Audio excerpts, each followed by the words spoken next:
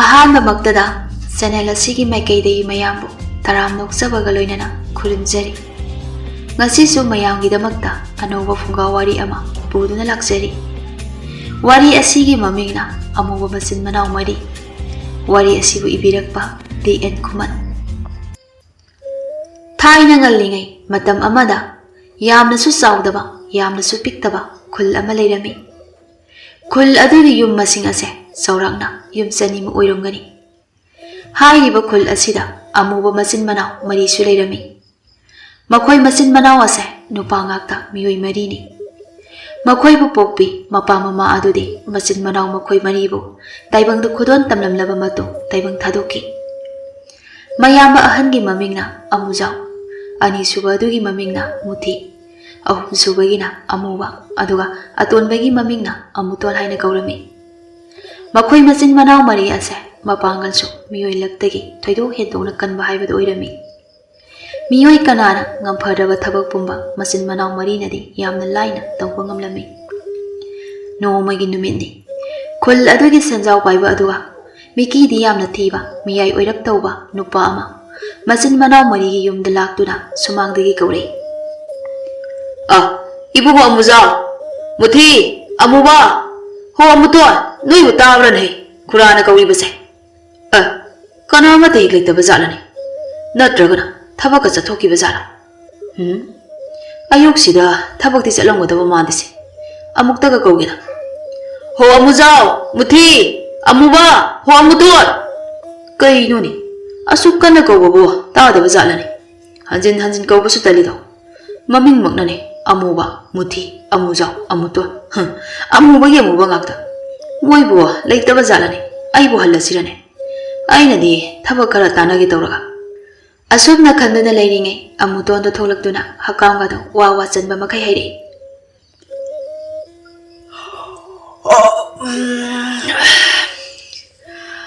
ꯈꯨꯔꯥ, ꯀꯩꯅꯣ ꯑꯌꯨꯛꯁꯤꯗ ꯂꯪꯆꯥꯛ ꯀ꯭ꯋꯥꯛꯀꯨꯝꯅ ꯈꯣꯡꯂꯤꯕꯗꯨꯕꯣ ꯀꯔꯤ ꯂꯩꯔꯕꯒꯦ? ꯑꯩꯕꯨ ꯂꯪꯆꯥꯛ ꯀ꯭ꯋꯥꯛꯀ ꯆꯪꯗꯝꯅꯔꯗꯅ ꯃꯁꯤ ꯁꯣꯏꯔꯣꯏ ꯃꯁꯤ꯫ ꯍꯣ ꯈꯨꯔꯥ, ꯀꯔꯤꯅꯣ ꯂꯥꯛꯇꯅ ꯀꯧꯔꯝꯂꯒ ꯇꯨꯃꯤꯟꯅ ꯇꯦꯊꯈꯤꯗꯨꯕꯣ? ꯑꯃꯨꯇꯣꯟ, ꯈꯨꯔꯥꯅ ꯂꯥꯛꯇꯅ ꯈꯣꯡꯂꯤꯕꯁꯦ ꯅꯣꯏꯒꯤ ꯅꯆꯤꯟ ꯅꯅꯥꯎ 4ꯕꯨꯅꯦ ꯅꯣꯡꯉꯥꯜꯂꯦ ꯍꯥꯏꯗꯅ ꯇꯥꯛꯂꯤꯕꯅꯤ꯫ ꯑꯗꯣ ꯑꯃꯨꯇꯣꯟ, ꯅꯌꯥꯝꯕ ꯍꯣꯏꯗꯤ ꯍꯧꯒꯠꯍꯧꯗ꯭ꯔꯤꯕ꯭ꯔꯣ? ꯈꯨꯔꯥꯅ ꯂꯥꯛꯂꯤꯕꯁꯦ ꯊꯕꯛ ꯑꯃꯒꯤ ꯂꯥꯛꯂꯤꯕꯅꯤ꯫ ꯅꯌꯥꯝꯕ ꯑꯍꯜ ꯑꯃꯨꯖꯥꯎꯗꯣ ꯑꯃꯨꯛꯇ ꯀꯧꯊꯣꯔꯛꯎꯗꯣ꯫ ꯑꯃꯨꯇꯣꯟ: ꯍꯣꯏ, ꯑꯗꯨꯗꯤ ꯑꯍꯜ ꯉꯥꯏꯍꯥꯛ ꯉꯥꯏꯌꯨꯀꯣ꯫ ꯌꯦꯡꯉꯨꯅꯦ, ꯃꯁꯤꯒꯤ ꯑꯃꯨꯇꯣꯟ ꯍꯥꯏꯕ ꯇꯤꯟꯐꯥ ꯃꯥꯟꯕꯁꯦ ꯀꯌꯥꯗ ꯎꯁꯤꯠꯇ꯭ꯔꯤꯕꯅꯣꯕ? ꯀꯨꯆꯨ ꯈꯨꯃꯨꯁꯤꯒꯅꯦ ꯃꯤꯅ ꯃꯔꯣꯜ ꯑꯃ ꯎꯁꯤꯠꯇ꯭ꯔꯤꯕ꯫ ꯃꯈꯣꯏ ꯃꯆꯤꯟ ꯃꯅꯥꯎ 4ꯁꯤꯒꯤ ꯃꯅꯨꯡꯗ ꯃꯁꯤꯒꯤ ꯑꯉꯥꯡꯁꯤꯅꯤ ꯆꯣꯡꯉꯝ ꯆꯥꯗ꯭ꯔꯤꯕꯁꯦ꯫ ꯅꯠꯇꯦꯅꯦ, ꯑꯩꯅ ꯉꯛꯂꯤꯕꯁꯦ ꯃꯈꯣꯏ ꯃꯆꯤन ꯃꯅꯥꯎ 4 ꯑꯁꯦ ꯁꯛꯌꯦꯡ ꯃꯤꯠꯁꯦꯜꯗꯒ ꯃꯃꯥꯏꯁꯤꯡꯁꯦ ꯌꯦꯡꯗ꯭ꯔꯕꯔꯕ? ꯊꯥꯁꯤꯒꯤ ꯅꯨꯃꯤꯠꯇꯒ ꯊꯦꯡꯅꯔꯕꯗꯤ ꯀꯨꯝ ꯂꯩꯅꯥꯒꯅꯦ ꯅꯥꯒꯗꯧꯔꯤꯕꯅꯤ꯫ ꯑꯁꯨꯝꯅ ꯑꯍꯜ ꯑꯗꯨꯅ ꯈꯟꯗꯨꯅ ꯂꯩꯔꯤꯉꯩ ꯅꯥꯀꯟꯗꯒꯤ ꯑꯃꯨꯖꯥꯎꯅ ꯑꯁꯨꯝꯅ ꯍꯥꯏꯔꯛꯏ꯫ ꯈꯨꯔꯥ, ꯀꯔꯤ ꯊꯕꯛꯀꯤ ꯑꯣꯏꯔꯕꯅꯣ? ꯑꯌꯨꯛꯁꯤꯗ ꯍꯦꯛꯇ ꯇꯥꯛꯄꯤꯌꯨ ꯈꯨꯔꯥ꯫ ꯏꯕꯨꯡꯉꯣ ꯑꯃꯨꯖꯥꯎ, ꯑꯇꯩꯒꯤ ꯅꯠꯇꯦꯅꯦ ꯈꯨꯔꯥꯒꯤꯁꯦ꯫ ꯑꯁꯤꯅꯤꯗ, ꯈꯨꯔꯥꯒꯤ ꯂꯀꯣꯟꯗ ꯃꯪꯒ꯭ꯔꯥ ꯃꯌꯥꯝ ꯑꯃ ꯊꯥꯕꯗꯣ ꯑꯗꯨ ꯇꯥꯟꯕꯒꯤꯅꯤ ꯈꯨꯔꯥꯅ ꯂꯥꯛꯂꯤꯕꯁꯦ꯫ ꯃꯪꯒ꯭ꯔꯥ ꯃꯌꯥꯝ ꯑꯗꯣ ꯅꯈꯣꯏ 4ꯅ ꯇꯥꯟꯕ ꯍꯦꯛ ꯂꯣꯏꯕꯒ ꯂꯂꯣꯟꯕ ꯑꯃꯨꯛ ꯆꯠꯀꯗꯕꯅꯤ꯫ ꯈꯨꯔꯥꯅ ꯅꯣꯏ 4ꯒꯤꯅꯦ ꯑꯋꯥꯃꯟ ꯃꯇꯤꯛ ꯆꯥꯅ ꯄꯤꯒꯅꯤꯀꯣ꯫ ꯑꯗꯣ ꯈꯨꯔꯥ, ꯑꯩꯈꯣꯏ 4ꯅ ꯌꯥꯝꯈ꯭ꯔꯕ ꯃꯪꯒ꯭ꯔꯥꯗꯨꯗꯤ ꯀꯔꯝꯅ ꯄꯨꯒꯅꯤ? ꯑꯁꯨꯝꯅ ꯇꯧꯕꯤꯔꯣ ꯈꯨꯔꯥ, ꯏꯔꯣꯏ 2ꯗꯪꯗꯤ ꯄꯤꯕꯤꯌꯨ꯫ ꯏꯔꯣꯏꯗꯣ ꯂꯩꯔꯕꯗꯤ ꯑꯩꯈꯣꯏꯒꯤ ꯈꯣꯡꯆꯠꯁꯨꯅꯦ ꯅꯨꯡꯉꯥꯏꯒꯗꯧꯔꯤꯕꯅꯤ꯫ ꯃꯗꯨ ꯅꯠꯇ꯭ꯔꯕꯗꯤ ꯑꯩꯈꯣꯏ ꯉꯝꯖꯔꯣꯏ ꯈꯨꯔꯥ꯫ ꯑꯃꯨꯖꯥꯎ, ꯍꯧꯖꯤꯛꯀꯤ ꯑꯣꯏꯅꯗꯤ ꯈꯨꯔꯥꯒꯤꯗ ꯏꯔꯣꯏ 1ꯗꯒꯤ ꯍꯦꯟꯅ ꯂꯩꯇ꯭ꯔꯤ꯫ ꯏꯔꯣꯏ 2ꯗꯤ ꯀꯗꯥꯏꯗꯒꯤ ꯌꯥꯔꯨꯅꯦꯒꯦ? ꯆꯠꯁꯦ, ꯑꯁꯨꯝꯅ ꯇꯧ꯫ ꯅꯣꯏ 4ꯒꯤ ꯃꯅꯨꯡꯗ 2 ꯑꯃꯅ ꯃꯪꯒ꯭ꯔꯥ ꯇꯥꯔꯣ, ꯑꯗꯨꯒ 2 ꯑꯃꯅ ꯂꯂꯣꯟꯕ ꯆꯠꯂꯣ꯫ ꯑꯗꯨ ꯑꯣꯏꯔꯕꯗꯤ ꯈꯨꯃꯥꯡ ꯆꯥꯎꯁꯤꯟꯒꯅꯤ ꯈꯜꯂꯤꯗꯣ꯫ ꯀꯔꯤ ꯈꯜꯂꯤꯕ ꯈꯨꯔꯥꯅ ꯍꯥꯏꯔꯤꯕ ꯋꯥꯐꯝ ꯑꯁꯤꯗ ꯍꯥ? ꯈꯨꯔꯥ, ꯑꯗꯨꯝꯅ ꯇꯧꯁꯦ ꯍꯥꯏꯔꯕꯁꯨ ꯑꯀꯥꯏꯕ ꯀꯩꯁꯨ ꯂꯩꯇꯦꯗ꯫ ꯑꯗꯨꯗꯤ ꯈꯨꯔꯥ, ꯃꯪꯒ꯭ꯔꯥ ꯇꯥꯟꯕꯁꯦ ꯉꯁꯤꯗꯒꯤ ꯍꯧꯔꯣ ꯍꯥꯏꯕ꯭ꯔꯥ ꯅꯠꯇ꯭ꯔꯒꯅ ꯍꯌꯦꯡꯗꯒꯤ ꯍꯧ ꯍꯥꯏꯕ꯭ꯔꯥ? ꯑꯃꯨꯖꯥꯎ, ꯈꯨꯔꯥꯒꯤꯗꯤ ꯉꯁꯤꯗꯒꯤ ꯍꯧꯔꯕꯁꯨ ꯏꯌꯥꯗ ꯌꯥꯏꯗ꯫ ꯅꯣꯏꯅꯅꯦ ꯍꯦꯛ ꯊꯨꯅ ꯇꯧꯔꯤꯕ ꯃꯈꯩ ꯈꯨꯔꯥꯒꯤꯗꯤ ꯂꯥꯏꯕꯛ ꯐꯕꯅꯤꯗꯣ꯫ ꯑꯗꯨꯗꯤ ꯈꯨꯔꯥ, ꯑꯩꯈꯣꯏ ꯍꯧꯖꯤꯛꯇꯒꯤ ꯍꯦꯛꯇ ꯍꯧꯔꯒꯦ꯫ ꯑꯗꯣ ꯈꯨꯔꯥ, ꯂꯂꯣꯟꯕ ꯆꯠꯀꯗꯕꯅꯤꯅ ꯈꯨꯠꯄꯥꯏ ꯁꯦꯟꯁꯨ ꯈꯔ ꯃꯊꯧ ꯇꯥꯒꯅꯤ꯫ ꯍꯣꯔꯦꯟ ꯈꯨꯔꯥꯅ ꯁꯦꯟ ꯈꯔ ꯂꯧꯐꯝꯗ ꯄꯨꯗꯨꯅ ꯂꯥꯛꯄꯤꯌꯨꯗꯣ꯫ ꯑꯗꯨꯒꯤ ꯃꯇꯨꯡꯗꯤ ꯑꯩꯈꯣꯏꯅ ꯐꯅꯕ ꯇꯧꯖꯔꯒꯦ ꯈꯨꯔꯥ꯫ ꯍꯣꯏ, ꯑꯗꯨꯗꯤꯅꯦ Noina Panaba Toroko, Kuraso, Yum the Salukiki. Bora Karapuduna, Lopam the Lagi. Sendusune, Puragiko, Pare Pare. Asi Hiram Laga, Ahalado, Mayum Maiki Pankirami. Ahalado Hexat Kibaga, Amuzauna, Manao Humadu Hudutuna, Asum Nairami. Inausa, Nayamba, Wahagiko. Hausi Kurana Hiram Liba, Tabuado, Kudak Asidegine, Taubohursi. Aduna, Aiga Nayaba Mutiga, Aikoi Anidi, Kuragi Lopam the Satuna, Mangratan Bahulam Lagi. Aduga, Inau Anina, Chak Tongduna, Lopam the Puruko. Mayamana Hairiba, Wapamado, Makataba Manau Sing Adunaso, Harauni Yarami. Asumna Amuzaudo, Mutiga Loinana, Yopak Paiduna, Low the Sakirami. Aduga Amuba Amadi, Amutuan, Makoi Anisu, Sak Tong Bahurami. Asumna, Pungza Karegi Metu, Sak Tong Loinaduna, Labukta, Mayamba Singi Sak Mayomado, Puruklami. Lopam Hek Yobaga, Mayamba Anibu, Chak Pijerami. Mayamba Anina, Chak Saringi. Amuba Amadi Amutuna, Makatana, Mangrado Talami. Nungtingi Matam Kana Later Baga, Lopu Hal Aduso, Bora Puraktuna, Makoi Marigi Manak the Lami. Manahe Yobaga, Bora Singadu Pirami. Aduga, Ahanduna, Amuzau the Sun Hireki. Ah, Amuzau. Borado, Sese, Sidele. Sen Sinane, Sina Kona Navasiloko. Aduga Amuzau. Yariba Makai, to Zenab Honasiko. Pare Pare.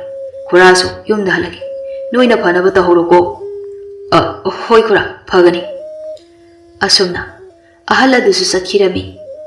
Ahala do Hexat Kibaga, Masin Manau Mariado, Makatana Tabaktorami. Asumna. Numit Adumadi, Makoi Maris Jangduna, Mangramayam Talami. Adugi Matu, Mangramayamado, Pazana Samlava Matu, Borada Muhanzilami. Pumna Makloirabada, Numisuta Kirami. Mangramayamado. Lopam Maduda, Mapam Zana Tamlaba Matu, Mayamba Ahana, Asumna Hairi. Inausa. Howsit Dine, Nakoi Umjum the Kana Nabato, Aduga, Muti, Nangna Kuradagi Yoyado, Buduna, Mapamasi Lauko. Hayang Nungalam Daida, Lalon Basat Kadoribani. Horel in our Lapada, Jabayava, Karasupura Uko. Mayamba Muzauna, Highway Matung Inna, Manao Ahumaduso, Pantaba Dodana, Mayum the Kaki. Mayum Hek Yobaga, Amuba Amadi Amuton, Chak Tongali. Aduga Mutidi, Ahaladugi Mayum de la Ami. Oh Kura, Tabro, I like ye. Oh, even one Mutia, Nangla Abra, Karo. Iroido, Kuraputuragi, Nihakangalamuko. Asi Hiram Lavamato, Ahalado, Sagol the Zangduna, Magi Iroyado Putolakduna, Muti de Pirami. Mutisu, Iroyado, Mayum the Puraktuna, Sumang the Punduna Tamlaga, Imunda Musangai. Inausa. Noibo, Santo Lurabro, Nayamas and Abatoragini. Loiser, Adoyambo, Zang the Tongri, Yambo Wainang Navani Haidana, Aluinane, Nansile Yambo. Kaisu guided. Aduso, Mahao Amanida. Pari, Sakto Tidu Luro. Adugane, Yomlo. Yamba Supunaba, Posekarium Siluki. Aduga Inausa, Hayengse. I quite the mumbling at Satkragani. Ayukto, Noi Aniso, Sangan Saduna, Mangrado, Angaba Makitan Tulam. Still Inau Equi Mariase, sent by the Bayada Nico. Wahai Kara Asi Hiram Lavamato, Mutido, Punaba Poche Karium Silami. Aduga, Hayeng Lambi the Sana Naba, Haira Karasuyum Silami. Pumna Makloirabada, Manau Anini Yomliba, Sauyo Mado Poduna, Yum de Gitolaki. Asumna, Numit Aduma Sohausin Kirami. Matangi Numitni. Angan bayu adu degi hauna. Yam laba mangra bora kayado. Iroidu da hapuna. Amuza amadi muti. Lalon bala ami. Asum da lakpana. Hauzikti. Kul ama yura ami. Kul adu gilambi gisidaida. Mangra kara hidugtuna. Mangra yun bahurami. Kul adu kunza karaso. Mangra adubo kara lainarami. Adu gimatu. Kul adu thadugtuna. Amu atopa kul amada yun bala ami. Iroida lakpo oibana. Kul amadagi, kul ama yawnaba satpada, matam yamna sanglami. Numit adugi, sandhya matamda, kul ama su yawraami. Adubo, kul ado yawbada, thinkiba oibana, pot amata yolamdi.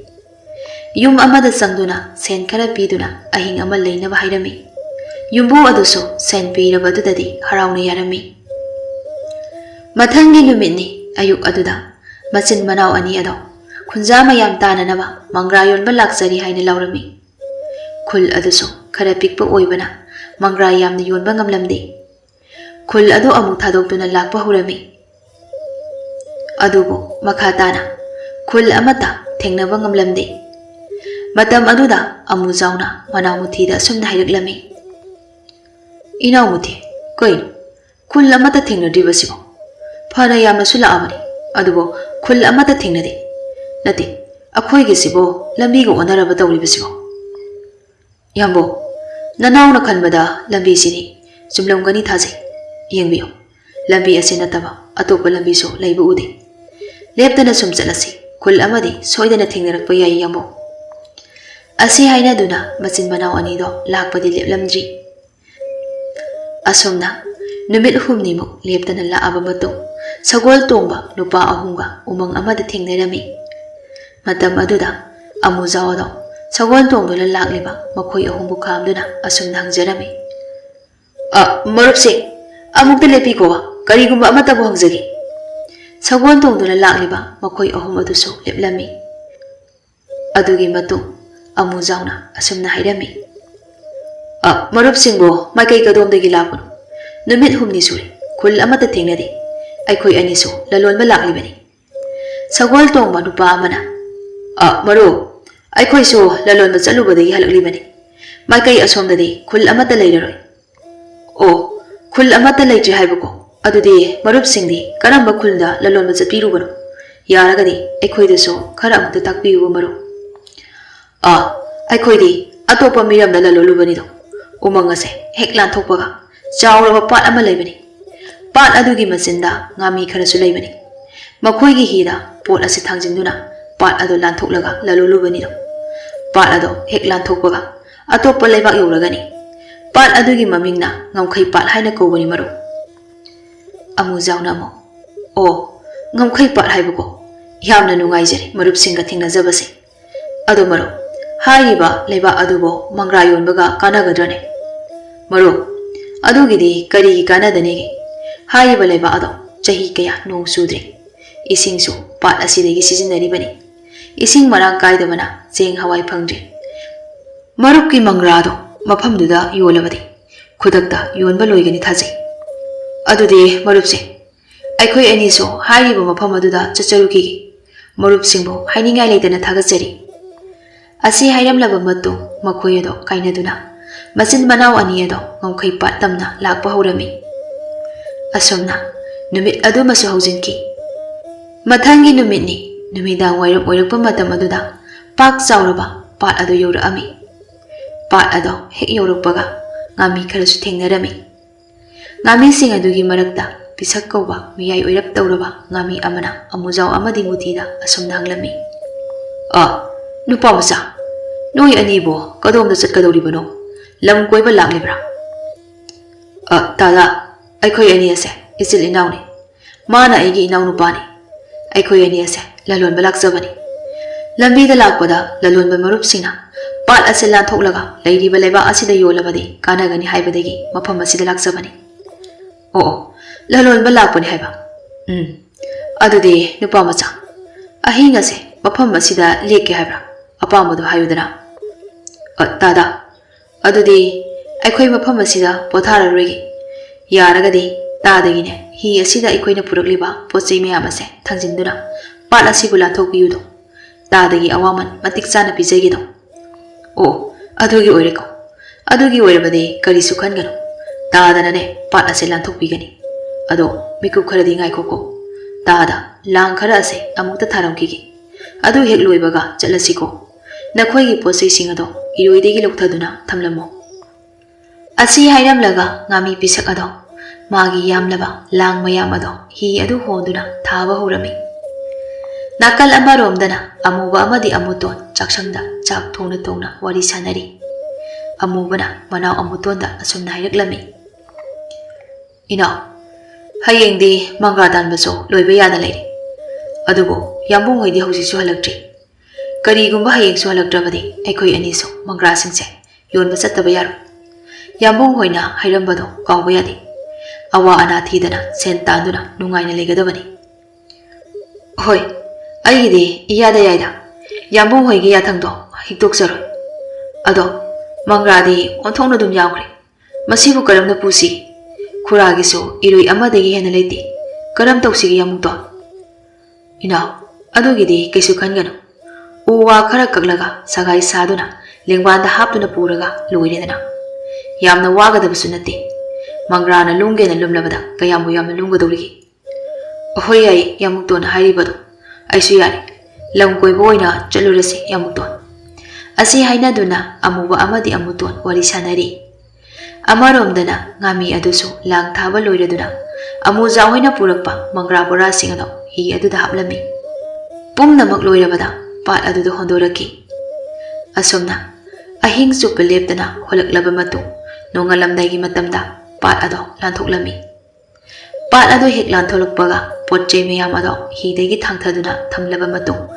ꯉꯥꯃꯤ ꯑꯗꯨꯗ ꯁꯦꯜ ꯂꯦꯛ ꯈꯔ ꯄꯤꯔꯝꯃꯤ ꯉꯥꯃꯤ ꯑꯗꯨꯁꯨ ꯍꯔꯥꯎ ꯍꯔꯥꯎꯅ ꯁꯦꯜ ꯑꯗꯨ ꯂꯧꯗꯨꯅ ꯃꯥꯒꯤ ꯂꯩꯐꯝꯗ ꯑꯃꯨꯛ ꯍꯟꯈꯤꯔꯝꯃꯤ ꯑꯍꯜ ꯑꯗꯨ ꯍꯦꯛ ꯍꯟꯈꯤꯕꯒ ꯃꯨꯊꯤꯅ ꯃꯌꯥꯝꯕꯗ ꯁꯨꯝ ꯍꯪꯖꯔꯛꯏ ꯌꯥꯝꯕꯣ ꯍꯧꯖꯤꯛꯇꯤ ꯄꯥꯠ ꯑꯁꯤꯁꯨ ꯂꯥꯟꯊꯣꯛꯂꯛꯂꯦ ꯃꯪꯒ꯭ꯔꯥ ꯕꯣꯔꯥ ꯃꯌꯥꯝꯁꯦ ꯃꯇꯧ ꯀꯔꯝꯅ ꯄꯨꯗꯨꯅ ꯆꯠꯀꯅꯤ ꯀꯔꯝꯅ ꯇꯧꯁꯤꯒꯦ ꯌꯥꯝꯕꯣ ꯏꯅꯥꯎ ꯑꯗꯨꯒꯤꯗꯤ ꯀꯩꯁꯨ ꯋꯥꯒꯅꯨ ꯏꯆꯤꯜ ꯏꯅꯥꯎ ꯑꯁꯦ ꯏꯃꯥ ꯄꯥꯕꯨꯡꯅ ꯄꯥꯡꯒꯜ ꯋꯥꯠꯇꯅ ꯄꯣꯛꯄꯤꯔꯛꯄꯅꯤꯗꯣ ꯍꯧꯖꯤꯛꯇꯤ ꯑꯩꯈꯣꯏꯒꯤ ꯄꯥꯡꯒꯜ ꯑꯁꯦ ꯁꯤꯖꯤꯟꯅꯕꯒꯤ ꯃꯇꯝ ꯌꯧꯔꯛꯂꯦ ꯑꯁꯨꯝꯅ ꯇꯧꯔꯁꯤ ꯎ ꯄꯥꯝꯕꯤ ꯈꯔ ꯑꯄꯤꯛꯄ ꯑꯃ ꯊꯨꯗꯦꯛꯂꯁꯤꯗꯣ ꯑꯗꯨꯒ ꯕꯣꯔꯥꯁꯤꯡꯁꯦ ꯄꯔꯦꯡ ꯄꯔꯦꯡ ꯄꯨꯟꯗꯨꯅ ꯏꯆꯤꯜ ꯏꯅꯥꯎꯅ ꯊꯥꯡꯗꯨꯅ ꯂꯩꯕꯥꯛꯀꯤ ꯀꯩꯊꯦꯜꯗ ꯌꯣꯜꯂꯁꯤ ꯏꯅꯥꯎꯕꯨ ꯉꯝꯂꯣꯏꯗ꯭ꯔꯅꯦ ꯌꯥꯝꯕꯣ ꯅꯅꯥꯎꯒꯤꯗꯤ ꯌꯥꯝꯕꯨꯡꯅꯅꯦ ꯑꯄꯥꯝꯕ ꯑꯗꯨꯗ ꯇꯧꯖꯒꯦ ꯑꯁꯤ ꯍꯥꯏꯅꯔꯕ ꯃꯇꯨꯡ ꯃꯐꯝ ꯑꯗꯨꯗ ꯎ ꯄꯥꯝꯕꯤ ꯍꯧꯕ ꯊꯤꯗꯨꯅ ꯄꯤꯛꯇꯛ ꯇꯧꯕ ꯄꯥꯝꯕꯤ ꯑꯃ ꯊꯨꯗꯦꯛꯂꯝꯃꯤ ꯑꯗꯨꯒꯤ ꯃꯇꯨꯡ ꯕꯣꯔꯥ ꯃꯌꯥꯝ ꯑꯗꯨ ꯄꯨꯟꯗꯨꯅ ꯂꯦꯡꯊꯣꯛꯅꯔꯒ ꯄꯨꯔꯛꯂꯝꯃꯤ ꯃꯆꯤꯟ ꯃꯅꯥꯎ ꯑꯅꯤ ꯑꯗꯨꯁꯨ ꯑꯋꯥ ꯑꯅꯥ ꯊꯤꯗꯅ ꯍꯨꯃꯥꯡꯒꯗꯨ ꯑꯣꯔꯣ ꯑꯣꯔꯣ ꯇꯥꯕ ꯃꯈꯩ ꯂꯩꯕꯥꯛꯀꯤ ꯀꯩꯊꯦꯜ ꯑꯗꯨ ꯍꯪꯗꯨꯅ ꯂꯦꯞꯇꯅ ꯂꯥꯛꯑꯝꯃꯤ ꯄꯨꯡꯖꯥ ꯈꯔꯒꯤ ꯃꯇꯨꯡ ꯀꯩꯊꯦꯜ ꯑꯗꯨ ꯌꯧꯔꯕꯗ ꯃꯪꯒ꯭ꯔꯥ ꯃꯌꯥꯝ ꯑꯗꯨ ꯍꯩꯗꯣꯛꯇꯨꯅ ꯌꯣꯟꯕ ꯍꯧꯔꯝꯃꯤ ꯃꯇꯝ ꯑꯗꯨꯗ ꯂꯩꯕꯥꯛꯀꯤ ꯌꯥꯝꯂꯕ ꯃꯤꯌꯥꯝꯅ ꯃꯪꯒ꯭ꯔꯥ ꯑꯗꯨ ꯂꯩꯅꯕ ꯍꯧꯔꯛꯂꯝꯃꯤ ꯃꯤꯌꯥꯝ ꯑꯗꯨꯅ ꯃꯪꯒ꯭ꯔꯥ ꯂꯩꯔꯤꯕ ꯑꯗꯨ ꯑꯇꯩꯒꯤ ꯅꯠꯇꯦ ꯃꯪꯒ꯭ꯔꯥ ꯑꯗꯨ ꯀꯣꯝꯅ ꯈꯥꯏꯗꯣꯛꯂꯒ ꯅꯨꯡꯁꯥꯗ ꯐꯧꯔꯕ ꯃꯇꯨꯡ ꯆꯐꯨꯗ ꯐꯨꯠꯇꯨꯅ ꯆꯥꯛ ꯆꯥꯕꯒꯨꯝꯅ ꯆꯥꯒꯗꯧꯔꯤꯕꯅꯤ ꯌꯥꯝꯂꯕ ꯃꯪꯒ꯭ꯔꯥ ꯑꯗꯨ ꯄꯨꯡꯖꯥ ꯐꯥꯗ꯭ꯔꯤꯉꯩ ꯂꯣꯏꯅ ꯂꯩꯅꯈꯤꯔꯝꯃꯤ ꯃꯇꯝ ꯑꯗꯨꯗ ꯂꯩꯕꯥꯛꯇꯨꯒꯤ ꯁꯦꯟꯖꯥꯎ ꯄꯥꯏꯕ ꯀꯌꯥꯅ ꯑꯃꯨꯖꯥꯎ ꯑꯃꯗꯤ ꯃꯨꯊꯤꯗ ꯃꯪꯒ꯭ꯔꯥꯗ ꯅꯠꯇꯅ ꯆꯦꯡ ꯍꯋꯥꯏꯁꯨ ꯄꯨꯕꯤꯔꯛꯅꯕ ꯍꯥꯏꯔꯝꯃꯤ ꯑꯃꯨꯖꯥꯎ ꯑꯃꯗꯤ ꯃꯨꯊꯤꯁꯨ ꯃꯌꯥꯝꯒꯤ ꯑꯋꯥꯕꯗꯨ ꯎꯕꯗ ꯄꯨꯖꯔꯛꯀꯦ ꯍꯥꯏꯅ ꯍꯥꯏꯔꯝꯂꯒ ꯀꯩꯊꯦꯜ ꯑꯗꯨ ꯊꯥꯗꯣꯛꯇꯨꯅ ꯃꯔꯥꯏꯕꯛ ꯇꯝꯅ ꯍꯟꯈꯤꯔꯝꯃꯤ ꯑꯃꯔꯣꯝꯗꯅ ꯑꯃꯨꯕ ꯑꯃꯗꯤ ꯑꯃꯨꯇꯣꯟꯁꯨ ꯃꯤ 7-9ꯅ ꯄꯨꯕ ꯉꯝꯂꯔꯣꯏꯗ꯭ꯔꯕ ꯃꯪꯒ꯭ꯔꯥ ꯕꯣꯔꯥ ꯃꯌꯥꯝ ꯑꯗꯨ ꯃꯄꯥꯡꯒꯜ ꯐꯨꯗꯣꯛꯇꯨꯅ ꯂꯦꯞꯇꯅ ꯄꯨꯔꯛꯂꯝꯃꯤ ꯑꯃꯔꯣꯝꯗꯅ ꯑꯃꯨꯖꯥꯎ ꯍꯣꯏꯅ ꯃꯪꯒ꯭ꯔꯥ ꯌꯣꯜꯂꯨꯔꯤꯕ ꯂꯩꯕꯥꯛ ꯑꯗꯨꯗ ꯌꯥꯝꯅ ꯂꯥꯏꯔꯕ ꯃꯃꯥ ꯃꯆꯥ ꯑꯃꯁꯨ ꯂꯩꯔꯝꯃꯤ ꯃꯪꯒ꯭ꯔꯥ ꯌꯣꯟꯕ ꯂꯥꯛꯑꯦ ꯍꯥꯏꯕꯗꯨꯗ ꯃꯃꯥ ꯃꯆꯥ ꯑꯗꯣ ꯃꯈꯣꯏ ꯑꯅꯤꯁꯨ ꯀꯩꯊꯦꯜꯗ ꯌꯧꯔꯛꯈꯤ ꯑꯗꯨꯕꯨ ꯀꯩꯊꯦꯜ ꯑꯗꯨꯗꯗꯤ ꯀꯅꯥꯁꯨ ꯂꯩꯕ ꯎꯔꯝꯗꯦ ꯃꯃꯥ ꯑꯗꯣ ꯃꯀꯣꯛ ꯄꯥꯏꯗꯨꯅ ꯐꯝꯊꯩ ꯃꯇꯝ ꯑꯗꯨꯗ ꯃꯆꯥꯅꯨꯄꯤ ꯑꯗꯨꯅ ꯑꯁꯨꯝꯅ ꯍꯥꯏꯔꯛꯏ ꯏꯃꯥ ꯑꯩꯈꯣꯏꯅꯤꯒꯤꯁꯦ ꯈꯔ ꯊꯦꯡꯅ ꯂꯥꯛꯈ꯭ꯔꯕ ꯃꯥꯜꯂꯤ ꯑꯗꯣ ꯏꯃꯥ ꯃꯊꯪꯗꯤ ꯑꯩꯒꯤ ꯊꯋꯥꯏꯅꯤ ꯈꯟꯅ ꯈꯟꯖꯕ ꯁꯒꯣꯜ ꯑꯗꯣ ꯄꯨꯗꯨꯅ ꯂꯥꯛꯑꯁꯤ ꯁꯒꯣꯜ ꯑꯗꯨꯒꯤ ꯃꯃꯜ ꯑꯣꯏꯅ ꯃꯇꯝ ꯆꯥꯅ ꯆꯥꯅ ꯊꯛꯅꯅꯕ ꯆꯦꯡ ꯍꯋꯥꯏ ꯂꯧꯍꯧꯔꯁꯤ ꯅꯨꯃꯤꯠꯇꯣ ꯌꯧꯔꯛꯇ꯭ꯔꯤ ꯐꯥꯎꯕꯗꯤ ꯏꯁꯤꯡ ꯃꯔꯤ ꯈꯔꯗꯤ ꯊꯛꯂꯕꯁꯨ ꯈꯥꯡꯂꯁꯤꯀꯣ ꯏꯃꯥ ꯑꯁꯨꯝꯅ ꯅꯨꯃꯤꯠ ꯈꯔꯅꯤꯒꯤ ꯃꯇꯨꯡ ꯃꯆꯤꯟ ꯃꯅꯥꯎ ꯃꯔꯤ ꯑꯗꯣ ꯊꯦꯡꯅꯔꯝꯃꯤ ꯃꯅꯥꯎ ꯑꯅꯤꯒꯤ ꯊꯧꯅꯥ ꯎꯕꯗ ꯃꯌꯥꯝꯕ ꯑꯅꯤ ꯑꯗꯣ ꯃꯃꯤꯠꯇꯒꯤ ꯃꯄꯤ ꯇꯥꯔꯛꯈꯤꯕ ꯈꯪꯍꯧꯗꯦ ꯃꯌꯥꯝꯕ ꯑꯃꯨꯖꯥꯎꯅ ꯃꯅꯥꯎ ꯑꯅꯤ ꯑꯗꯨꯕꯨ ꯅꯨꯡꯁꯤꯅ ꯀꯣꯟꯗꯨꯅ ꯑꯁꯨꯝꯅ ꯍꯥꯏꯔꯛꯏ ꯏꯌꯥꯝꯕꯒꯤ ꯅꯨꯡꯁꯤꯕ ꯑꯃꯨꯕ ꯑꯃꯨꯇꯣꯟ ꯄꯥꯡꯒꯟ ꯃꯄꯨꯡ ꯐꯥꯗ꯭ꯔꯤꯕ ꯏꯅꯥꯎ ꯑꯅꯤꯒꯤ ꯊꯧꯅꯥꯁꯤ ꯎꯕꯗ ꯅꯌꯥꯝꯕ ꯄꯦꯜꯂꯤ ꯅꯈꯣꯏꯒꯨꯝꯕ ꯏꯅꯥꯎ ꯐꯪꯖꯕꯁꯦ ꯏꯌꯥꯝꯕꯒꯤꯗꯤ ꯂꯥꯏꯕꯛ ꯐꯕꯅꯤ ꯑꯃꯨꯕꯅ ꯌꯥꯝꯕꯣ ꯑꯁ ꯋꯥꯔꯤꯗꯤ ꯑꯁꯤꯕꯨ ꯊꯕꯛꯂꯣ ꯏꯅꯥꯎ ꯑꯃꯨꯇꯣꯟ ꯑꯩꯈꯣꯏ ꯑꯅꯤꯗꯤꯅꯦ ꯁꯨꯛꯄꯣ ꯄꯣꯊꯥꯗꯦ ꯋꯥꯁꯨ ꯋꯥꯗꯦ ꯑꯗꯣ ꯌꯥꯝꯕꯣ ꯃꯪꯒ꯭ꯔꯥꯗꯤ ꯂꯧꯊꯣꯛꯂꯒꯅꯦ ꯈꯔ ꯆꯥꯈ꯭ꯔꯦ ꯃꯌꯦꯡ ꯈꯔꯗꯤ ꯇꯥꯔꯝꯃꯅꯤ ꯃꯅꯥꯎꯒꯤ ꯋꯥꯍꯩ ꯑꯗꯨ ꯇꯥꯔꯒꯅ ꯑꯃꯨꯛꯀ ꯍꯦꯟꯅ ꯅꯨꯡꯁꯤꯅ ꯀꯣꯟꯕꯤꯔꯝꯃꯤ ꯑꯗꯨꯒ ꯑꯃꯨꯖꯥꯎꯅ ꯈꯥꯎ ꯑꯃ ꯄꯨꯊꯣꯔꯛꯇꯨꯅ ꯑꯁꯨꯝꯅ ꯍꯥꯏꯔꯛꯏ ꯑꯃꯨꯕ ꯑꯃꯨꯇꯣꯟ ꯅꯈꯣꯏ ꯑꯅꯤ ꯃꯐꯝꯁꯤꯗꯒꯤ ꯍꯟꯈ꯭ꯔꯣ ꯑꯗꯨꯒ ꯈꯥꯎ ꯑꯁꯦ ꯁꯦꯟ ꯉꯥꯛꯇꯅꯤ ꯈꯥꯎ ꯑꯁꯦ ꯈꯨꯔꯥꯗ ꯄꯤꯌꯨ ꯑꯗꯨꯒꯤ ꯃꯇꯨꯡ ꯈꯨꯔꯥꯅ ꯑꯩꯈꯣꯏꯒꯤꯅꯤ ꯍꯥꯏꯗꯨꯅ ꯑꯋꯥꯃꯟ ꯄꯤꯔꯛꯀꯅꯤ ꯈꯨꯔꯥꯅ ꯄꯤꯔꯛꯂꯤꯕ ꯁꯦꯜ ꯑꯗꯨꯅ ꯆꯦꯡ ꯍꯋꯥꯏ ꯂꯣꯏꯅ ꯂꯩꯔꯣ ꯑꯗꯨꯒ ꯈꯨꯔꯥꯗ ꯑꯁꯤꯃꯁꯨ ꯍꯥꯏꯌꯨ ꯆꯦꯡ ꯍꯋꯥꯏ ꯂꯩꯔꯕꯗꯤ ꯆꯦꯡ ꯍꯋꯥꯏ ꯂꯂꯣꯟꯒꯦ ꯍꯥꯏꯌꯨ ꯈꯨꯔꯥꯗꯣ ꯌꯥꯝꯅ ꯐꯕꯅꯤ ꯃꯥꯅ ꯉꯝꯗꯕ ꯂꯩꯇꯕꯅꯤ ꯀꯔꯤꯒꯨꯝꯕ ꯍꯥꯏꯔꯤꯕꯗꯣ ꯈꯨꯔꯥꯅ ꯌꯥꯔꯕꯗꯤ ꯃꯐꯝ ꯑꯁꯤ ꯐꯥꯎꯕ ꯆꯦꯡ ꯍꯋꯥꯏ ꯑꯗꯣ ꯄꯨꯔꯛꯎꯀꯣ ꯉꯁꯤꯗꯒꯤꯅ ꯅꯨꯃꯤꯠ 9ꯅꯤꯒꯤ ꯃꯇꯨꯡ ꯃꯐꯝ ꯑꯁꯤꯗ ꯏꯆꯤꯜ ꯏꯅꯥꯎ ꯊꯦꯡꯅꯁꯤꯀꯣ ꯑꯁꯨꯝꯅ ꯋꯥꯔꯤ ꯀꯌꯥ ꯁꯥꯟꯅꯔꯕ ꯃꯇꯨꯡ ꯃꯈꯣꯏ ꯃꯆꯤꯟ ꯃꯅꯥꯎ ꯑꯗꯣ ꯑꯃꯨꯛ ꯀꯥꯏꯅꯔꯝꯃꯤ ꯃꯊꯪꯒꯤ ꯅꯨꯃꯤꯠꯅꯤ ꯑꯃꯨꯛꯇꯣꯟ ꯑꯗꯣ ꯑꯍꯜ ꯑꯗꯨꯒꯤ ꯃꯌꯨꯝꯗ ꯂꯥꯛꯑꯝꯃꯤ ꯑꯗꯨꯒ ꯑꯍꯜ ꯑꯗꯨꯕꯨ ꯀꯧꯖꯔꯛꯏ "ꯑꯣ ꯈꯨꯔꯥ ꯑꯩ ꯂꯥꯛꯏꯌꯦ ꯈꯨꯔꯥ." ꯑꯍꯟꯗꯨꯅ "ꯃꯁꯤꯕꯨ ꯑꯃꯨꯛꯇꯣꯟꯒꯤ ꯈꯣꯟꯖꯦꯜ ꯅꯠꯇ꯭ꯔꯅꯦ? ꯃꯁꯤꯒꯤꯅꯦ ꯃꯩꯇꯥꯜ ꯑꯀꯥꯕ ꯃꯥꯟꯕꯁꯦ ꯀꯔꯤ ꯂꯩꯔꯕ ꯖꯥꯠꯅꯣꯅꯦ? ꯑꯩꯒꯤꯁꯤꯗ ꯂꯥꯛꯏꯕꯁꯤꯕꯣ ꯊꯛꯁꯤ ꯈꯥꯁꯤꯅ ꯃꯔꯣꯜ ꯑꯃ ꯌꯥꯎꯗ꯭ꯔꯤꯕ ꯃꯆꯤꯟ ꯃꯅꯥꯎ ꯃꯌꯥꯝꯗꯒꯤꯅꯦ ꯇꯨꯝꯆꯠꯁꯤꯅ ꯃꯍꯦꯜꯂꯤꯌꯦ ꯅꯨꯡꯁꯤꯗꯕ." "ꯏꯕꯨꯡ ꯑꯃꯨꯛꯇꯣꯟ ꯅꯪ ꯂꯥꯛꯂꯤꯕ꯭ꯔꯥ? ꯀꯥꯔꯣ ꯃꯥꯡꯒꯣꯟꯁꯤꯗꯅꯦ ꯐꯝꯃꯨ ꯀꯔꯤ ꯂꯩꯔꯦ ꯅꯌꯥꯝꯕꯍꯣꯏ ꯂꯥꯛꯑꯕ꯭ꯔꯥ?" "ꯈꯨꯔꯥ ꯌꯥꯝꯕꯨꯡ ꯍꯣꯏꯗꯣ ꯂꯥꯛꯑꯦ ꯑꯗꯣ ꯌꯨꯝꯗꯗꯤ ꯌꯧꯔꯛꯑꯝꯗ꯭ꯔꯤ ꯑꯩꯈꯣꯏꯒ ꯂꯝꯈꯥꯡꯗ ꯊꯦꯡꯅꯖꯕꯅꯤ ꯁꯦ ꯈꯨꯔꯥ ꯌꯥꯝꯕꯨꯡꯅ ꯈꯨꯔꯥꯗ ꯄꯤꯌꯨ ꯍꯥꯏꯗꯅ ꯄꯤꯔꯛꯄꯅꯤ ꯑꯗꯨꯒ ꯌꯥꯝꯕꯨꯡ ꯍꯣꯏꯗꯤ ꯂꯦꯝꯍꯧꯔꯤꯕ ꯃꯪꯒ꯭ꯔꯥ ꯕꯣꯔꯥ ꯃꯌꯥꯝ ꯑꯗꯣ ꯎꯗꯨꯅ ꯑꯃꯨꯛ ꯆꯠꯈ꯭ꯔꯦ ꯈꯨꯔꯥ." "ꯑꯣ ꯑꯗꯨꯅꯤꯗꯅ ꯍꯣꯠꯅꯕ ꯀꯟꯕ ꯍꯥꯏꯕꯁꯦ ꯀꯔꯤꯒꯤ ꯈꯥꯎ ꯃꯌꯣꯝꯅꯣꯅꯦ ꯁꯤꯕꯣ?"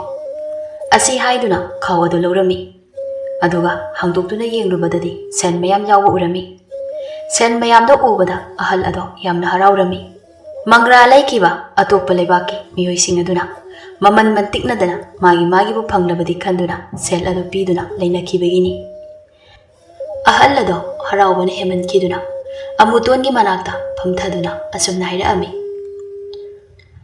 "ꯑꯃꯨꯛꯇꯣꯟ ꯅꯪꯒꯤ ꯈꯨꯔꯥ ꯄꯦꯜꯂꯤ ꯑꯁꯤꯅꯤꯗꯅ ꯁꯤ ꯑꯣꯏꯔꯕꯗꯤ ꯅꯈꯣꯏꯁꯨ ꯁꯦꯜ ꯊꯣꯛꯑꯦ ꯈꯨꯔꯥꯁꯨ ꯁꯦꯜ ꯊꯣꯛꯑꯦ ꯈꯨꯔꯥꯅꯅꯦ ꯁꯦꯜ ꯑꯁꯦ ꯁꯔꯨꯛ ꯇꯪꯈꯥꯏ ꯑꯃ ꯅꯈꯣꯏ ꯅꯆꯤꯟ ꯅꯅꯥꯎꯗ ꯄꯤꯔꯗꯕꯅꯤꯀꯣ ꯁꯤꯜꯂꯨ." ꯑꯃꯨꯛꯇꯣꯟꯗꯣ ꯉꯥꯏꯍꯥꯛ ꯋꯥꯈꯜ ꯈꯟꯖꯩ ꯑꯗꯨꯒꯤ ꯃꯇꯨꯡ ꯑꯁꯨꯝꯅ ꯍꯥꯏꯔꯛꯏ "ꯈꯨꯔꯥ ꯁꯦꯟꯁꯦ ꯂꯧꯖꯔꯔꯣꯏꯒꯦ." "ꯑꯃꯨꯛꯇꯣꯟ ꯑꯗꯨꯗꯤ ꯀꯔꯤ ꯃꯔꯝꯒꯤꯅꯣꯅꯦ ꯁꯦꯜ ꯂꯧꯔꯣꯏ ꯍꯥꯏꯔꯤꯕꯁꯤꯕꯣ?" "ꯈꯨꯔꯥ ꯑꯇꯩꯒꯤ ꯅꯠꯇꯦꯗ ꯑꯩꯒꯤ ꯌꯥꯝꯕꯨꯡ ꯑꯍꯟꯅ ꯈꯨꯔꯥꯗ ꯑꯁꯨꯝꯅ ꯍꯥꯏꯌꯨ ꯍꯥꯏꯅ ꯍꯥꯏꯔꯛꯏ ꯆꯦꯡ ꯍꯋꯥꯏ ꯂꯂꯣꯟꯕ ꯌꯥꯔꯒꯗꯤ ꯂꯂꯣꯟꯒꯦ ꯍꯥꯏꯅ ꯍꯥꯏꯔꯝꯃꯤ ꯌꯥꯔꯒꯗꯤ ꯑꯩꯈꯣꯏꯒꯤꯅꯦ ꯈꯨꯠꯁꯨꯃꯜ ꯑꯗꯨꯅ ꯆꯦꯡ ꯍꯋꯥꯏ ꯂꯩꯗꯨꯅ ꯂꯂꯣꯟꯖꯒꯦ ꯈꯨꯔꯥꯅ ꯑꯩꯈꯣꯏꯕꯨ ꯅꯨꯡꯁꯤꯕꯤꯌꯨꯗꯣ ꯈꯨꯔꯥ." "ꯑꯃꯨꯛꯇꯣꯟ ꯀꯔꯤꯅꯣꯅꯦ ꯅꯪꯕꯨ ꯍꯥꯟꯅꯒ ꯌꯥꯝꯅ ꯃꯥꯟꯅꯗ꯭ꯔꯦꯅꯦ ꯅꯋꯥꯅ ꯄꯥꯎꯕꯁꯦ ꯅꯨꯡꯁꯤꯅꯦ ꯌꯥꯗꯦ ꯁꯦꯜꯁꯦ ꯅꯈꯣꯏꯒꯤ ꯑꯋꯥꯃꯟꯅꯤꯀꯣ ꯆꯦꯡ ꯍꯋꯥꯏ ꯂꯂꯣꯟꯅꯤꯡꯂꯕꯁꯨ ꯈꯨꯔꯥꯅꯅꯦ ꯄꯤꯅꯤꯀꯣ ꯁꯦꯟꯁꯤꯁꯨ ꯂꯧꯁꯤꯜꯂꯨ ꯑꯗꯣ ꯑꯃꯨꯛꯇꯣꯟ ꯅꯇꯣꯝꯇꯅꯗꯤ ꯋꯥꯒꯅꯤ ꯑꯗꯨꯅꯅꯤ ꯍꯣꯔꯦꯟꯅꯦ ꯅꯨꯡꯁꯥ ꯍꯦꯛ ꯅꯦꯝꯊꯈꯤꯕꯒ ꯅꯆꯤꯟ ꯅꯅꯥꯎ ꯂꯥꯛꯇꯨꯅ ꯀꯩꯗꯒꯤꯅꯦ ꯐꯧ ꯕꯣꯔꯥ ꯑꯁꯦ ꯊꯥꯡꯗꯣꯛꯁꯤꯀꯣ ꯑꯗꯨꯒ ꯐꯧ ꯁꯨꯕꯤ ꯃꯌꯥꯝ ꯑꯃ ꯀꯧꯗꯨꯅ ꯐꯧ ꯁꯨꯍꯜꯂꯒꯦ." ꯑꯃꯨꯛꯇꯣꯟꯗꯣ ꯍꯔꯥꯎꯃꯟꯈꯤꯕꯅ ꯑꯍꯜ ꯑꯗꯨꯒꯤ ꯃꯈꯣꯡ ꯁꯣꯛꯅ ꯈꯨꯔꯨꯝꯖꯩ ꯑꯗꯨꯒꯤ ꯃꯇꯨꯡ ꯑꯋꯥꯃꯜ ꯑꯣꯏꯔꯤꯕ ꯁꯦꯜ ꯑꯗꯨ ꯄꯨꯗꯨꯅ ꯃꯌꯨꯝꯗ ꯍꯜꯂꯛꯈꯤ ꯃꯌꯨꯝ ꯍꯦꯛ ꯌꯧꯕꯒ ꯃꯌꯥꯝꯕ ꯑꯃꯨꯕꯗ ꯄꯥꯎ ꯄꯨꯝꯕ ꯇꯝꯖꯩ ꯄꯥꯎ ꯑꯗꯣ ꯇꯥꯕꯗ ꯃꯌꯥꯝꯕ ꯑꯗꯣ ꯌꯥꯝꯅ ꯍꯔꯥꯎꯖꯩ ꯑꯁꯨꯝꯅ ꯄꯨꯡꯖꯥ ꯈꯔꯒꯤ ꯃꯇꯨꯡ ꯃꯆꯤꯟ ꯃꯅꯥꯎ ꯆꯠꯇꯨꯅ ꯀꯩꯗꯒꯤ ꯐꯧ ꯕꯣꯔꯥ ꯀꯌꯥ ꯑꯃ ꯂꯧꯊꯣꯛꯇꯨꯅ ꯐꯧ ꯁꯨꯕꯤ ꯃꯌꯥꯝꯗ ꯐꯧ ꯁꯨꯍꯜꯂꯝꯃꯤ ꯑꯁꯨꯝꯅ ꯅꯨꯃꯤꯠ ꯈꯔꯅꯤ ꯍꯧꯖꯤꯟꯈ꯭ꯔꯕ ꯇꯨꯡꯅꯤ ꯍꯧꯖꯤꯛꯇꯤ ꯑꯃꯨꯖꯥꯎ ꯑꯃꯗꯤ ꯃꯨꯊꯤꯁꯨ ꯉꯝꯈꯩ ꯄꯥꯠ ꯌꯧꯔꯛꯑꯝꯃꯤ ꯄꯥꯠ ꯑꯗꯨꯒꯤ ꯉꯥꯃꯤ ꯑꯗꯨꯗ ꯁꯦꯟ ꯄꯤꯗꯨꯅ ꯃꯈꯣꯏꯕꯨ ꯂꯥꯟꯊꯣꯛꯍꯜꯂꯝꯃꯤ ꯑꯃꯔꯣꯝꯗꯅ ꯂꯥꯏꯔꯕꯤ ꯃꯃꯥ ꯃꯆꯥ ꯑꯗꯣ ꯋꯥꯔꯤ ꯁꯥꯟꯅꯔꯝꯃꯤ "ꯏꯃꯥ ꯉꯁꯤꯅ ꯊꯥꯅ ꯅꯨꯃꯤꯠ 5ꯅꯤꯗꯤ ꯁꯨꯔꯛꯂꯦ ꯑꯗꯨꯕꯨ ꯀꯩꯊꯦꯜꯗꯅꯦ ꯂꯂꯣꯟꯕꯗꯤ ꯀꯅꯥꯁꯨ ꯂꯥꯛꯈꯤꯗ꯭ꯔꯦ ꯑꯗꯣ ꯏꯃꯥ ꯉꯁꯤꯒ ꯂꯥꯛꯇ꯭ꯔꯕꯗꯤ ꯅꯆꯥꯗꯤ ꯍꯤꯡꯒꯅꯤ ꯊꯥꯖꯗ꯭ꯔꯦ ꯁꯣꯔꯁꯤꯁꯨ ꯆꯅꯤꯡ ꯇꯥꯅ ꯍꯣꯟꯕ ꯉꯝꯗ꯭ꯔꯤ ꯏꯃꯥ." "ꯏꯃꯥꯒꯤ ꯏꯕꯦꯝꯃ ꯁꯦꯝꯕꯤꯕ ꯃꯄꯨꯕꯨꯅꯦ ꯊꯃꯣꯏꯗ ꯆꯦꯠꯅ ꯅꯤꯡꯖꯁꯤ ꯀꯔꯤꯁꯨ ꯋꯥꯒꯅꯨ ꯂꯥꯛꯑꯣ ꯀꯩꯊꯦꯜꯗꯅꯦ ꯆꯠꯂꯁꯤꯗꯣ ꯏꯃꯥꯒ." ꯃꯃꯥ ꯃꯆꯥ ꯑꯅꯤ ꯑꯗꯣ ꯑꯔꯣꯏꯕ ꯆꯥꯡꯌꯦ ꯑꯣꯏꯅ ꯊꯋꯥꯏꯅꯤ ꯈꯟꯖꯕ ꯁꯒꯣꯜ ꯑꯗꯨꯕꯨ ꯄꯨꯗꯨꯅ ꯀꯩꯊꯦꯜꯗ ꯂꯥꯛꯑꯝꯃꯤ ꯀꯩꯊꯦꯜ ꯍꯦꯛ ꯌꯧꯕꯒ ꯂꯂꯣꯟꯕ ꯂꯥꯛꯄ꯭ꯔꯥ ꯍꯥꯏꯗꯨꯅ ꯃꯥꯏꯀꯩ ꯈꯨꯗꯤꯡ ꯌꯦꯡꯗꯨꯅ ꯂꯩꯔꯝꯃꯤ ꯃꯇꯝ ꯑꯗꯨꯗ ꯑꯃꯨꯖꯥꯎ ꯑꯃꯗꯤ ꯃꯨꯊꯤꯅ ꯎ ꯑꯁꯥꯡꯕ ꯑꯃꯗ ꯕꯣꯔꯥ ꯌꯥꯟꯗꯨꯅ ꯄꯨꯔꯛꯄꯗꯣ ꯎꯕꯗ ꯅꯨꯄꯤ ꯑꯗꯣ ꯍꯔꯥꯎꯖꯩ "ꯏꯃꯥ ꯂꯂꯣꯟꯕ ꯂꯥꯛꯑꯦ ꯇꯨ ꯏꯃꯥ ꯑꯩꯈꯣꯏꯅꯅꯦ ꯍꯥꯟꯅ ꯂꯧꯍꯧꯁꯤꯀꯣ ꯀꯩꯊꯦꯜ ꯌꯧꯔꯛꯇ꯭ꯔꯤꯉꯩ ꯑꯩ ꯍꯥꯏꯔꯨꯔꯒꯦ ꯏꯃꯥ." ꯑꯁꯤ ꯍꯥꯏꯔꯝꯂꯕ ꯃꯇꯨꯡ ꯑꯔꯥꯎ ꯈꯧꯔꯥꯡꯕꯅ ꯊꯋꯥꯏ ꯃꯥꯡꯒꯗꯧꯔꯕꯤ ꯅꯨꯄꯤ ꯑꯗꯣ ꯑꯃꯨꯖꯥꯎ ꯍꯣꯏ ꯇꯝꯅ ꯆꯪꯁꯤꯜꯂꯛꯈꯤ ꯑꯃꯨꯖꯥꯎ ꯍꯣꯏꯒꯤ ꯃꯅꯥꯛ ꯍꯦꯛ ꯌꯧꯔꯛꯄꯒ ꯁꯣꯔ ꯑꯗꯣ ꯊꯕꯦꯠ ꯍꯣꯟꯗꯨꯅ ꯑꯁꯨꯝꯅ ꯍꯥꯏꯔꯛꯏ Ibong, amukta lepikhobा ibung hoina puraklibase chana thaknaba cheng hawai athum hawairabadi khajikta leijahaugi numit kayani ipok thana chaba phangtre nasanbu amukta nungsibiduna kharada oirabasu pibiyu ibong nupi adugi sapham amadi wahi adu tabada amujawdo thamoy yamna kairami khudak aduda machin manauna lambi lakpada chananaba ahaw athum yauribado pijarami adugi matu kaithen tamna laktuna mamadasu khara pijarami amujawna hai isan ahal oirabi imase isangi apopira ibong hoi aibu popi imani ngasidi laibak phabana ibung hoiga thengnajari asibagi khayatagi aikhoibu kanbire ibung ani bu thagajari tanja aduda leba adugi miyam aduso kaithen jawraki aduga mangra mayam ado leinaba horaki amujawna mangra bora ado tokhaina tongana khaidoktuna thamki handakso mangra ado loina leina khirami adugi matu kaithel ado isik amusi hoki amujawna iyamagi mude sigi bora tangkhayase posilo matam aduda mama masaduna mangra ado piramnaba hairami nupiduna ibo mangra ado pibiramo madugi mamal oina aigi thawaini khanjariba sagolase oina pubikhraibo amujawna isan borase karamna thangna pugani borase isan purakliba sagol sida thangatpiragi tawbani muthi sagol sida borase thangatpiyo aduga isan asigine mayum phobo thinbiramo ibo ibung sulakpiyo nachal aigi yumdo khangbiko matang sabada ibung ani gi laman kharada oirabasu singjagi isan kari gi lamano hoi isan gi da jatpa haibuduni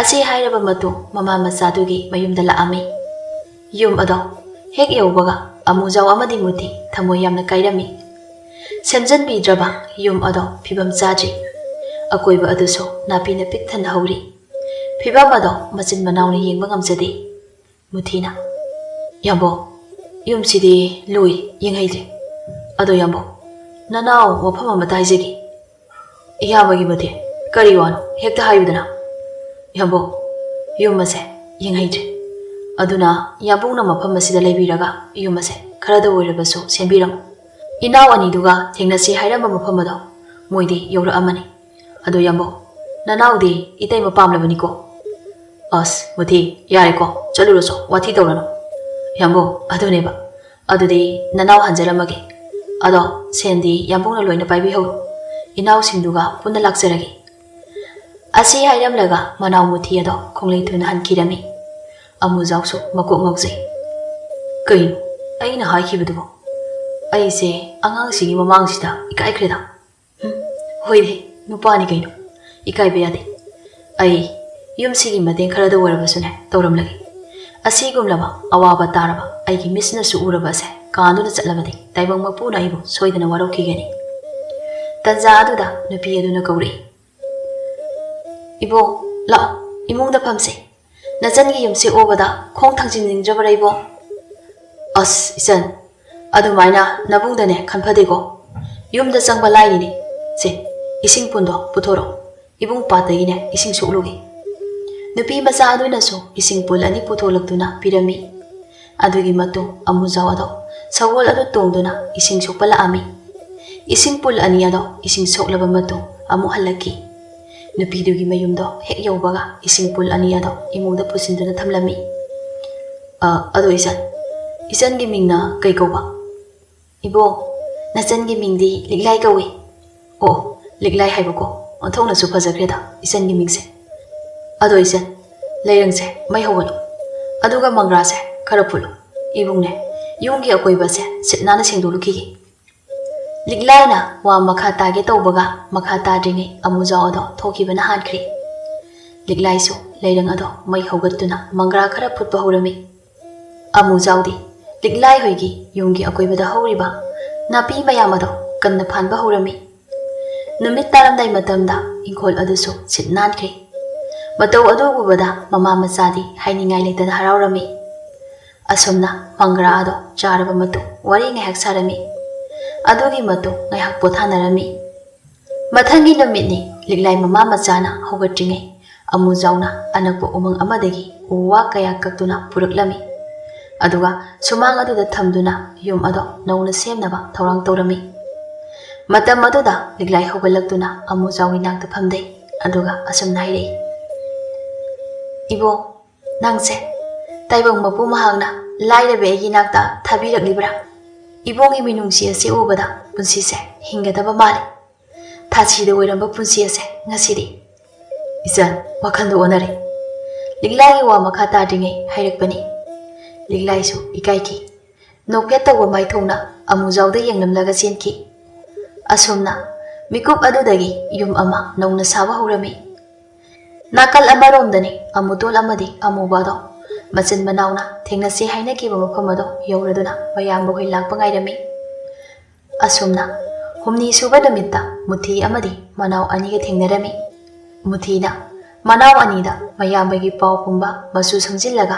ꯇꯝꯂꯝꯃꯤ ꯏꯅꯥꯎ ꯑꯅꯤꯕꯣ ꯄꯥꯎ ꯅꯨꯡꯉꯥꯏꯕ ꯑꯃ ꯇꯥꯅꯤꯡꯗ꯭ꯔꯣ ꯑꯃꯨꯕꯅ ꯌꯥꯝꯕꯣ ꯀꯔꯤ ꯅꯨꯡꯉꯥꯏꯕ ꯄꯥꯎꯅꯣ ꯌꯥꯝ ꯇꯥꯅꯤꯡꯉꯤ ꯑꯇꯩ ꯀꯩꯁꯨ ꯅꯠꯇꯦꯗ ꯁꯤꯗꯒꯤꯗꯤ ꯑꯩꯈꯣꯏ ꯑꯍꯨꯝꯒꯤꯅꯦ ꯑꯋꯥꯠꯄ ꯂꯩꯔꯔꯣꯏ ꯑꯩꯈꯣꯏ ꯑꯍꯨꯝꯒꯤ ꯑꯋꯥꯠꯄ ꯌꯥꯝꯕꯨꯡꯅꯅꯦ ꯃꯦꯜꯂꯅꯤ ꯍꯧꯖꯤꯛꯇꯤ ꯏꯇꯩꯃ ꯐꯪꯂꯅꯤ ꯏꯇꯩꯃꯗꯣ ꯃꯁꯛꯀ ꯌꯥꯝ ꯐꯖꯩ ꯃꯣꯏꯒꯤ ꯌꯨꯝꯗꯅꯤ ꯌꯥꯝꯕꯨꯡꯅ ꯂꯩꯍꯧꯔꯤꯕꯁꯦ ꯑꯃꯨꯇꯣꯟꯅ ꯑꯌꯥ ꯌꯥꯝꯕꯣ ꯑꯌꯥ ꯑꯗꯨꯒꯤ ꯄꯥꯎꯗꯨꯗꯤ ꯏꯁ ꯌꯥꯝ ꯊꯤ ꯅꯨꯡꯉꯥꯏ ꯑꯗꯣ ꯑꯩꯗꯤ ꯏꯇꯩꯃ ꯀꯧꯔꯣꯏ ꯏꯇꯩꯃꯗ ꯏꯇꯩꯃ ꯀꯧꯗ꯭ꯔꯗꯤ ꯅꯪꯗꯤ ꯀꯔꯤ ꯀꯧꯗꯣꯏꯕ ꯑꯗꯨꯕꯨꯔꯣ ꯏꯃꯥ ꯏꯃꯥ ꯍꯥꯏꯅ ꯀꯧꯒꯅꯤ ꯑꯩꯗꯤ ꯌꯥꯝꯕꯨꯡ ꯑꯍꯟꯁꯦ ꯑꯩꯒꯤ ꯏꯄꯥꯁꯨ ꯏꯃꯥꯁꯨꯅꯤ ꯈꯜꯂꯤ ꯑꯩꯅ ꯋꯥꯈꯜ ꯇꯥꯔꯛꯄ ꯃꯇꯝꯗ ꯌꯥꯝꯕꯨꯡ ꯑꯍꯟꯅ ꯑꯩꯈꯣꯏꯒꯤ ꯍꯣꯠꯅꯕꯤꯕꯗꯣ ꯀꯥꯎꯗ꯭ꯔꯤ ꯍꯣꯏꯁꯦ ꯍꯣꯏꯁꯦ ꯑꯗꯨꯗꯤ ꯑꯃꯨꯕ ꯑꯃꯨꯇꯣꯟ ꯑꯩꯈꯣꯏꯁꯨ ꯆꯠꯅꯕ ꯇꯧꯔꯁꯤ ꯄꯣꯠ ꯆꯩ ꯑꯗꯣ ꯏꯔꯣꯏꯁꯤꯗ ꯊꯥꯡꯒꯠꯂꯣ ꯆꯠꯅꯕ ꯇꯧꯔꯁꯤ ꯑꯁꯤ ꯍꯥꯏꯕꯗꯒꯤ ꯄꯣꯠ ꯆꯩ ꯃꯌꯥꯝ ꯑꯗꯣ ꯏꯔꯣꯏ ꯑꯗꯨꯗ ꯊꯥꯡꯒꯠꯂꯝꯃꯤ ꯑꯗꯨꯒꯤ ꯃꯇꯨꯡ ꯃꯈꯣꯏ ꯑꯍꯨꯝ ꯑꯗꯣ ꯃꯌꯥꯝꯕꯒꯤ ꯃꯅꯥꯛꯇ ꯂꯥꯛꯄ ꯍꯧꯔꯝꯃꯤ ꯑꯃꯔꯣꯝꯗꯅ ꯑꯃꯨꯖꯥꯎꯒꯤ ꯍꯣꯠꯅꯖꯃꯜ ꯑꯗꯨ ꯎꯕꯗ ꯂꯤꯛꯂꯥꯏꯒꯤ ꯑꯁꯣꯟꯕꯤ ꯃꯃꯥ ꯑꯗꯣ ꯃꯃꯤꯠꯇꯒꯤ ꯃꯄꯤ ꯁꯤꯟꯊꯗꯨꯅ ꯃꯊꯃꯣꯏꯗ ꯀꯞꯆꯔꯤ ꯑꯗꯨꯒ ꯇꯥꯏꯕꯪ ꯁꯦꯝꯕ ꯃꯄꯨꯕꯨꯁꯨ ꯊꯃꯣꯏꯗ ꯈꯨꯔꯨꯝꯖꯔꯤ ꯑꯁꯨꯝꯅ ꯅꯨꯃꯤꯠ ꯈꯔꯅꯤꯒꯤ ꯃꯇꯨꯡ ꯌꯨꯝ ꯑꯗꯣ ꯁꯥꯕ ꯂꯣꯏꯁꯤꯜꯂꯛꯂꯤ ꯋꯥꯠꯂꯤꯕ ꯍꯥꯏꯕꯕꯨ ꯐꯛꯂꯥꯡ ꯋꯥꯏ ꯇꯩꯒꯗꯕ ꯈꯛꯇ ꯉꯥꯏꯔꯛꯂꯤ ꯃꯇꯝ ꯑꯗꯨꯗ ꯃꯆꯤꯟ ꯃꯅꯥꯎ ꯑꯍꯨꯝ ꯑꯗꯣ ꯃꯨꯊꯤꯅ ꯂꯝꯖꯤꯡꯗꯨꯅ ꯆꯦꯡ ꯍꯋꯥꯏ ꯃꯌꯥꯝ ꯑꯗꯣ ꯃꯌꯥꯝꯕꯒꯤ ꯃꯅꯥꯛꯇ ꯄꯨꯔꯛꯇꯨꯅ ꯁꯨꯃꯥꯡꯗꯨꯗ ꯊꯝꯃꯤ ꯑꯗꯨꯒ ꯑꯃꯨꯇꯣꯟꯅ ꯃꯌꯥꯝꯕꯕꯨ ꯍꯔꯥꯎ ꯍꯔꯥꯎꯅ ꯀꯧꯔꯛꯏ ꯌꯥꯝꯕꯨꯡ ꯑꯍꯜ ꯍꯣ ꯌꯥꯝꯕꯨꯡ ꯑꯍꯜ ꯅꯅꯥꯎ ꯑꯃꯨꯇꯣꯟꯅꯦ ꯌꯥꯝꯕꯨꯡ ꯑꯍꯜ ꯀꯩꯅꯣ ꯌꯥꯝꯕꯨꯡꯗꯨꯕꯨ ꯂꯩꯕ ꯎꯗꯦꯗ ꯀꯩꯁꯨꯝ ꯈꯨꯝꯂꯛꯇꯦ ꯂꯥꯛꯑꯦ ꯌꯦꯅꯈꯥꯗꯒꯤꯅꯦ ꯊꯣꯛꯂꯛꯑꯦ ꯑꯌꯥ ꯏꯇꯩꯃꯁꯨ ꯌꯥꯝꯕꯨꯡ ꯑꯍꯜ ꯅꯅꯥꯎ ꯑꯃꯨꯇꯣꯟꯅꯦ ꯑꯃꯨꯖꯥꯎꯅ ꯏꯅꯥꯎꯆꯥ ꯅꯣꯏ ꯌꯧꯔꯛꯂꯦꯗꯅ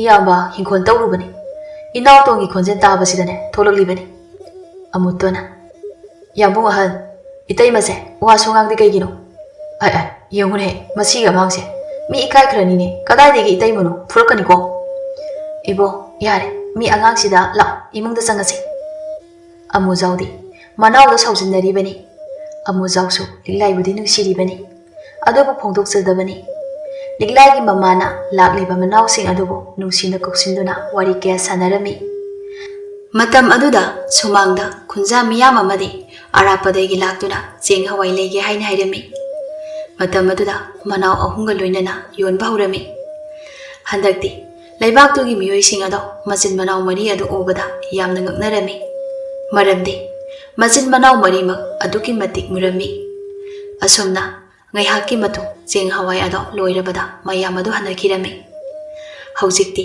laiba adugi miyamna makhoi maribu amuba mari hairaga khangnarami asumna leptana cheng hawai jinjak makhal suna mafam aduda puraktuna yonbadagi hausikti machin manaw mari ado chain paiba bisa oiraki matam asida liglai gi mamana amujawda liglai bu thajarami amujawna so liglai bu harauna loksinjai matam kharagi matu liglai gi mama so punsi gi khongchat loiduna lairam lenda tinkhirami chahi amagi matungda leiba adusu nong taba horaki matam asida amujawna liglai bu makhoi gi leibakta amu puraki makhoi gi khul yobaga machin manaw mari ga loinana makhoi bu asi yauna sembirakiba ahal adugi mayumda lagtuna wari kaya sanarami amujawna khura hausikte khura gi thawjandagi awaba kokchari ꯃꯤꯔꯛ ꯇꯤꯟꯕ ꯉꯝꯖꯔꯤ ꯄꯨꯝꯅꯃꯛ ꯑꯁꯦ ꯈꯨꯔꯥ ꯂꯩꯔꯝꯕꯅ ꯑꯩꯈꯣꯏꯕꯨ ꯁꯤ ꯌꯧꯍꯟꯕꯤꯔꯤꯕꯅꯤ ꯈꯨꯔꯥꯒꯤ ꯂꯩꯃꯟꯗꯤ ꯃꯄꯣꯛ ꯑꯁꯤꯒꯤ ꯇꯣꯟꯁꯤꯟꯗꯨꯅ ꯂꯩꯍꯧꯔꯅꯤ ꯑꯍꯜ ꯑꯗꯨꯅ ꯍꯩ ꯑꯉꯥꯎꯕꯁꯤꯗꯤ ꯑꯗꯨꯝꯅ ꯈꯟꯒꯅꯨꯀꯣ ꯅꯈꯣꯏꯕꯨꯅꯦ ꯄꯣꯛꯄꯤꯔꯝꯕ ꯑꯄꯣꯛꯄ ꯑꯄꯣꯛꯄꯤ ꯑꯗꯣ ꯈꯨꯔꯥꯅ ꯃꯁꯛ ꯃꯨꯟꯅ ꯈꯪꯏ ꯅꯍꯥꯛꯀꯤ ꯏꯃꯥ ꯄꯥꯕꯨꯡꯅꯁꯨ ꯑꯩꯒꯤꯗꯃꯛꯇ ꯃꯇꯦꯡ ꯀꯌꯥꯅꯤ ꯄꯥꯡꯂꯛꯈꯤꯕꯁꯤ ꯍꯧꯖꯤꯛꯇꯤ ꯅꯈꯣꯏꯅꯦ ꯑꯋꯥ ꯑꯅꯥ ꯌꯥꯎꯗꯅ ꯈꯠꯅ ꯆꯩꯅ ꯇꯧꯗꯅ ꯂꯩꯌꯨꯀꯣ ꯅꯈꯣꯏꯒꯤꯗꯃꯛꯇ ꯐꯖꯕ ꯌꯨꯝ ꯑꯃꯁꯨ ꯈꯨꯔꯥꯅ ꯁꯥꯕ ꯍꯧꯔꯕꯅꯤꯀꯣ ꯀꯔꯤꯁꯨ ꯈꯟꯒꯅꯨ ꯍꯧꯖꯤꯛꯇꯤ ꯃꯆꯤꯟ ꯃꯅꯥꯎ ꯃꯔꯤ ꯑꯗꯣ ꯑꯍꯜ ꯑꯗꯨꯕꯨ ꯈꯨꯔꯨꯝꯂꯕ ꯃꯇꯨꯡ ꯃꯌꯨꯝꯗ ꯍꯜꯂꯛꯈꯤ ꯆꯍꯤ ꯈꯔꯒꯤ ꯃꯇꯨꯡ ꯂꯤꯛꯂꯥꯒꯤ ꯂꯩꯕꯥꯛ ꯑꯃꯗꯤ ꯑꯃꯨꯖꯥꯎ ꯍꯣꯏꯒꯤ ꯂꯩꯕꯥꯛ ꯑꯅꯤ ꯑꯗꯨꯗ ꯃꯆꯤन ꯃꯅꯥꯎ ꯃꯔꯤꯒꯤ ꯋꯥꯔꯤꯅ ꯄꯤꯛ ꯊꯟꯈ꯭ꯔꯦ ꯂꯩꯕꯥꯛ ꯃꯤꯌꯥꯝꯅꯁꯨ ꯍꯧꯖꯤꯛꯇꯤ ꯑꯃꯨꯕ ꯃꯔꯤ ꯍꯥꯏꯅ ꯈꯪꯅꯈꯤ ꯑꯁꯨꯝꯅ ꯃꯆꯤन ꯃꯅꯥꯎ ꯃꯈꯣꯏ ꯃꯔꯤꯁꯨ ꯂꯩꯕꯥꯛꯇꯨꯗ ꯁꯦꯟꯖꯥꯎ ꯄꯥꯏꯕ ꯀꯌꯥꯒꯤ ꯃꯔꯛꯇ ꯃꯆꯤन ꯃꯅꯥꯎ ꯃꯔꯤꯁꯨ ꯑꯃ ꯑꯣꯏꯔꯝꯃꯤ ꯑꯁꯨꯝꯅ ꯍꯣꯠꯅꯕ ꯀꯟꯕ ꯃꯆꯤन ꯃꯅꯥꯎ ꯑꯗꯣ ꯑꯋꯥꯠ ꯑꯄꯥ ꯂꯩꯇꯅ ꯅꯨꯡꯉꯥꯏꯅ ꯄꯥꯟꯈꯤꯔꯝꯃꯤ